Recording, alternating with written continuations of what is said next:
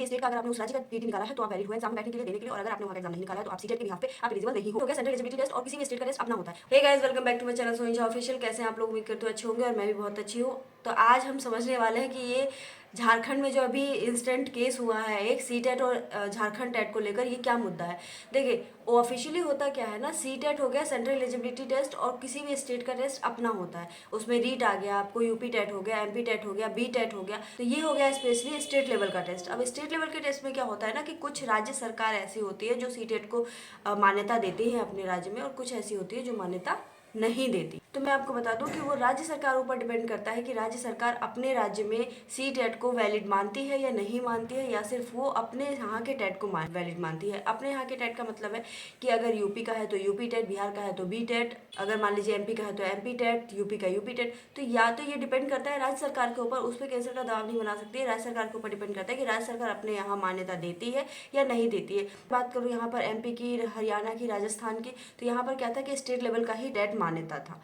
यानी कि स्टेट का अगर आपने उस राज्य का टीटी निकाला है तो आप वैलिड हुए एग्जाम में बैठने के लिए, देने के लिए, और अगर आपने वहाँ का एग्जाम नहीं निकाला है तो आप सीटेट के बिहाफ पे आप एलिजिबल नहीं हो। तो देखिए सीटेट अभी भी वैलिड है। सीटेट किस किस जगह के लिए वैलिड है वो राज्य सरकार के ऊपर डिपेंड करता है कि कौन सी राज्य सरकार उसको अपने यहाँ मान्यता देती है और कौन सी नहीं देती है। ये निर्णय ना केंद्र सरकार का नहीं है कि केंद्र सरकार बताएगी आपको कि हाँ सीटेट आप मानो या नहीं मानो।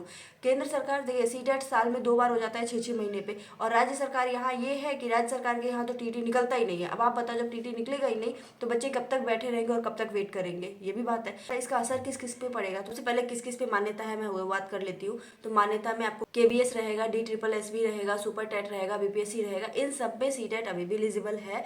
और रही बात की स्टेट लेवल का, तो स्टेट के ऊपर डिपेंड करता है कि कौन से स्टेट ने मान्यता दी है सीटेट को, कौन से स्टेट ने नहीं दी है। अब जो स्टेट अपने यहाँ सीटेट को वैलिड मानेगा तो वहाँ सीटेट के बच्चे एलिजिबल है, और जो नहीं मानेगा वो एलिजिबल नहीं है। बाकी इसकी ऑफिशियल कॉपी अभी नहीं आई है। ऑफिशियल कॉपी आएगी तो मैं उसके पॉइंट्स पढ़ के और देख के फिर मैं आपको बता दूंगी कि हाँ उसमें क्या है नहीं है। फिलहाल के लिए इतनी न्यूज़ है कि आप अपनी तैयारी को स्ट्रॉन्ग रखिए, फालतू की इधर उधर की चीज़ों पे मत दिखिए, ध्यान दीजिए, क्योंकि वैसे भी ये न्यूज़ जो है वो झारखंड के लिए, फिलहाल हमारे यहाँ बिहार के लिए तो नहीं है।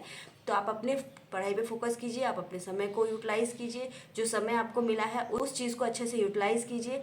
बाकी फालतू की जो चीज़ें आती है ना वो इग्नोर कीजिए। मैं एक और बात बता दूं आपको, देखिए आपको अगर स्ट्रांग बनना है ना तो आपको इग्नोर करना सीखना होगा, आपको ये फालतू के डिस्ट्रैक्शन से दूर रहना होगा। अगर आप डिस्ट्रैक्शन में फंसिएगा तो आपको पता भी नहीं चलेगा कि कब से समय कहाँ चला जाता है। तो प्लीज़ डिस्ट्रैक्शन में मत फंसिए और अपनी लाइफ में फोकस कीजिए, जो आपको चाहिए उसके ऊपर ध्यान दीजिए। और ये सब न्यूज़ आती जाती रहेंगी, इसमें कोई बड़ी चीज़ नहीं है।